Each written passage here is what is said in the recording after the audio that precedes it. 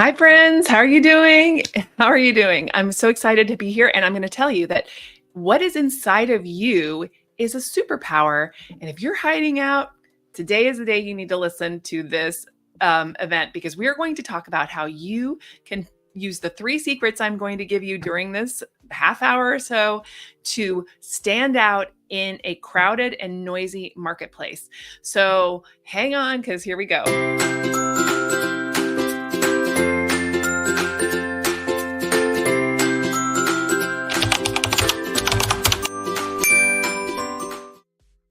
All right, guys. So here's the deal. Everyone has a unique superpower that can elevate your personal brand, and we're going to uncover yours today. So just stick with me for the next 20 minutes or so, and I'm going to help you uncover yours.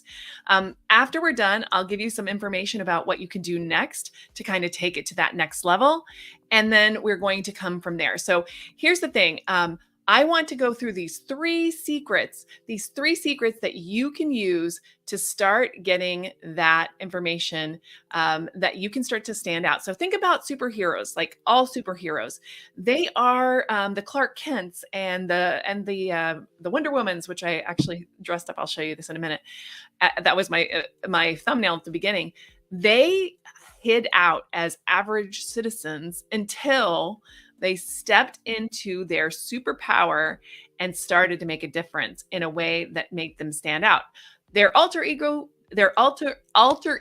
sometimes did not stand out. So your Clark Kent was still a reporter, but he became Superman. So I know a lot of people avoid the idea of brand building and personal brand, and I did for years too, because it feels a lot like you're bragging or you're becoming something. But here's the thing, every single one of us has talents and skills and so on that make us special at what we do.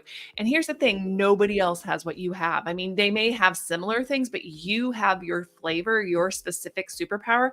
So as we dig into this, I'm really excited that for you to find yours, because I hear a lot from people that they're very concerned because they're like, well, I don't know, how I'm going to stand out. I don't know what I'm going to do. And so I really want to make sure that we bump right into that for you, because I feel like that will make you feel great. So I'm going to share my screen here. That's what I'm trying to do right now. Sorry, I'm looking for it. Let me just share my screen because I want to show you a couple of ideas that I put together for you today to help you start to think about this in a very different way. I'm hoping this is going to change your mind and kind of make you think of things in a very different way than you do right now. Okay, so here we go. So part number one, these three secrets to unleash your superpower. Number one is you'll be shocked. Can I pick your brain? I don't know how many of you have ever had somebody say to you, can I pick your brain? Or can I ask your advice on something? I know a lot of people get irritated by that. You're like, oof, picking my brain. I don't have time for that. I'm stressed out. But here's the thing about somebody who asks you, can I pick your brain? The things that people come back to you and ask you over and over and over again may be a part of what makes your superpower stand out. Now, if it's not about business, that's fine. I know some people might call you up to ask you about cooking or whatever else. We're going to talk a little bit later about how you can take your passions and the things you're good at outside of work and connect them to your business. But here's where I'm talking about, like, what do people come to you at work and ask you for? What do people call you up and say, hey, can you give me your input on this? Or what do you think about that? Or can you help me with so-and-so? Sometimes it might actually irritate you because so many people have asked you to do this, but that's a number one thing that you can start to look at to see what might be making you stand out. So, really that advice thinking. And then also, what unique training or certifications do you have? I know that some of you have gone out and, educated yourself, both formally and informally. So some of these things can be informal training. For example, a couple of years ago, I stepped out and started doing a lot of training of myself in AI and artificial intelligence. So I've been working with artificial intelligence for about 3 years now, well before ChatGPT came on the scene. And so when that came on the scene, it positioned me to be able to start talking about it in a way that was a little bit ahead of the competition. So that's the other thing. You only have to be a little bit ahead of others in order to stand out in what you know. So what have you embedded yourself into and that you understand better than most people do in your circle? So that's number two on that. So can I pick your brain, what questions they're asking, and what have you invested inside of yourself to learn? And by the way, if you haven't done a lot of that, now is as good a time as any. Go out and like really dig into something that you find interesting that's adjacent or right next to your field or even in your field. And that's going to put you a step above others that are just kind of, learning, or maybe that isn't their interest. So remember that there's a lot of ways that you can stand out. So that's number one. Can I pick your brain? That would be the number one secret. The things that people pick your brain for are the things that you might be your superpower, your hidden superpower. Okay, so what's secret number two? Secret number two is my pet peeve. What do I mean by that? What I mean by that is that there are things I know that drive you crazy. Things that people say, things that people do in your career, in your field. So let's think about inside of your field right now as we're talking about this. So what are some things that kind of drive you crazy? The reason I'm asking you about that is because if you have strong opinions or feelings about specific things inside of your field, it might be part of your superpower to be able to address those things. So, common sense versus counterintuitive insight. So, common sense is that thing like you think, doesn't everybody know this? Like, shouldn't everybody know this? Why don't they know this? And sometimes it might drive you crazy that somebody doesn't know it. But guess what? It's because it's your superpower that you know it and they don't. So that's a really hard to think of sometimes, is flipping that around and understanding that that's part of it. Number two is counterintuitive beliefs. So, for example, is there a common industry practice that you disagree with? You're like, for example, I don't think you need to post all the time. I find that to be overwhelming for most people and honestly, probably not necessary. I think that you need to go deep and give a lot of information and be generous with your information instead of shallow and kind of a big avalanche and plentiful. So I don't like to drown my people that watch me in content. I like to make you think and make you come up with how this applies to you. And that takes a little bit more effort, right? So that's a counterintuitive belief. I mean, there's a Gary V. I love Gary V, but he's out there saying, you have to post, post, post, post, post.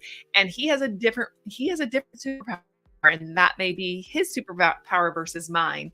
So for him, he's all about like being right on top of the latest trend and the latest ideas so that you always show up, or he always shows up in your feed if you're somebody who follows him. So that is a counterintuitive practice. And maybe his is counterintuitive too sometimes. So think about what is that you believe and that you think that works that's counterintuitive to your industry and what your alternative is. That could be your superpower for content creation, for all of the things that you need to do. Um, Number three, I'm kind of moving through these quick. I know, but it's really kind of easy in the end of the day. It's just these three secrets that I think maybe hopefully will make you think a little different. All right. So secret number two is my pet peeve. We just talked about that. And then secret number three is what I call story stitching. What is that, Hammy? What are you talking about? So that is a really interesting thing that we do, or that we can do with stories that we tell. So people love stories. They love stories and they love to hear how this story connects with them. So, for example, storytelling, talking about a story from your career that could surprise others. So, for example, one story that I tell sometimes that is like this is that when I first moved to San Antonio in 2002, I really didn't know anybody. I didn't have any friends. I didn't know what was going on. And that's when I decided to start blogging. Again, it was just something that I had an interest in. Remember what I talked to you about a little bit further back about those interests that kind of get into you. I wanted to learn how to do it. It was new. Lots of people were doing it, but some people thought it was kind of crazy to do it. Most people were writing about their lives, their families. It's kind of like a diary. I didn't want to do that. I wanted to talk about business and how like social media and public relations were connected. And I started to think about, that. and how can you scale those relationships and so on. And as I did that, what was interesting to me is that as a public relations professional, we were taught from the earliest age that if you become the story, you failed. And I did not want to become the story. So I was very hesitant to start blogging and put my name to it and say, this is what I think and what I believe, which is hilarious now, right? You think about how we are today. So I started doing that. I started blogging about what I thought might be working. And it was interesting because people really connected with that over time. And I can talk about how I got their attention because that was sort of a different thing. That included me stepping out and actually interacting with their content and having my putting some ideas of mine onto their content so that they could then respond back to me. So there was a lot of a process there, but really that's one of the things that I think is really important is to think about in terms of stories. Like, how can you tell stories about what worked for you and then share it with your audience that you're trying to reach? So this is really important, especially when you're coming out into social media and you're trying to connect with people. You have to bring some value. You have to bring some value, and your value is your stories. Your value comes in your stories, not that they're about you, but how they can apply to somebody else. Okay, so that's engagement. So, what's one story from your career that could surprise others? That could be one thing you could think. Um, so think about that. And then connecting your passion to your work. I told you at the beginning I'd come back to this. And that's really thinking about the passions that you have and how they connect to your work right now. So for example, I play the violin and I sing and I was an actor when I was younger and I'm very into the arts. So I often think about how that connects with what I do now. And so, for example, I talk about, harmony and how we can work together across different professions and careers and kind of weave them together into like a really relatable story on social media. So I think about that in those terms. And I can talk about these things like that too. So, how can I bring my community into harmony? And why is it great that we are not competing with each other as much as we're harmonizing with each other? So that's the question. And of course, there is competition. I mean, that's the reality. But the truth is that sometimes I'm just a better person for that job and you're a better person for another job. And sometimes we all can work together on a job or we can work to, lift each other up so we all have work. So that's part of what I think is really amazing about, taking your passions and weaving them or stitching them into your stories. So your story stitching. So think about that. Think about how your passion can connect to your work. Um, and so, yeah, I would love to hear that from you. So if you are watching this, I would love to hear that from you. Like, let me know how your passions might connect to your work. Or do you have like a hobby that you never thought, oh, I never thought that that could actually be connected to how I talk about what I do in my work?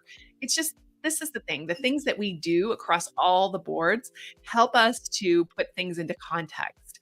And then those contexts become stories. And then those stories really do help our audience to understand something in a new way. So those are the three things. I know, it's quick, right? Quick and dirty. Let me go over them one more time just so that you see them and I see them. I'm going to go backwards here a little bit to make sure I show them all. So secret number 1 is the things that people pick your brain for. Here, I'm going to get this out. This is blocking it for me. The people that things pick your brain for, those things are probably part of your superpower. Think about the things that irritate you, people can pick your brain for, and that can be probably there. Number two is your pet peeve. That's the irritation. Number 2 is your pet peeve. What kind of irritates you in your profession? You're like, people should know this. I don't understand why they don't know it. It seems like it takes all this effort for me to get people up to speed on something. That is probably also your superpower. Or let's say something in your industry that you see how other people are doing it and you really don't agree with how other people are doing it. You think, no, that's really not the right way because I see that that's got these problems. That could be one of your superpowers in your career.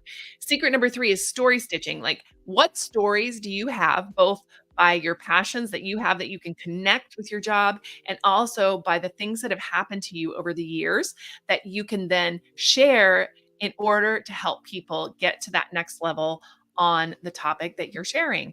So those are the 3 secrets that you can use to become a superhero for your audience and for yourself. And you can build your brand and build your brand voice. And I just wanna invite you, in November, coming up in November, we are going to run another brand voice workshop, which is a free workshop that I do. Just basically like, literally right there, like, so I'm telling you what to do right now, but I sit down with you and a group of people, and we actually put together your brand voice in about an hour and a half or so. So that's coming up. You may wanna grab this real quick. It's Find Your Superpower Brand Voice. It's on the 13th of November at 3 p.m. Central Time. I should put CT there, but Central Time. So, adjust it for wherever you're at. And then there is a link there on the bit.ly link at the bottom, or you can scan it with your phone or take a quick screenshot right now and grab that out of there. So this is coming up, and I would love to have you there. It's totally free.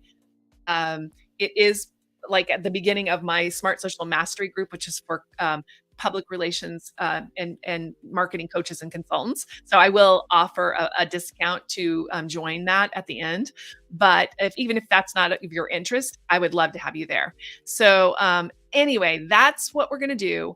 I want you to lean into your superpower because we need it. We need your superpower. We need to know what you know, and we need to hear your way of looking at the world that's different than my way of looking at the world. And I think if we don't learn how to, like, manage to see other people's points of view, it's really tough. So again, that is how you build your superpower. Those are the three secrets. Rewind it if you haven't seen it from the beginning.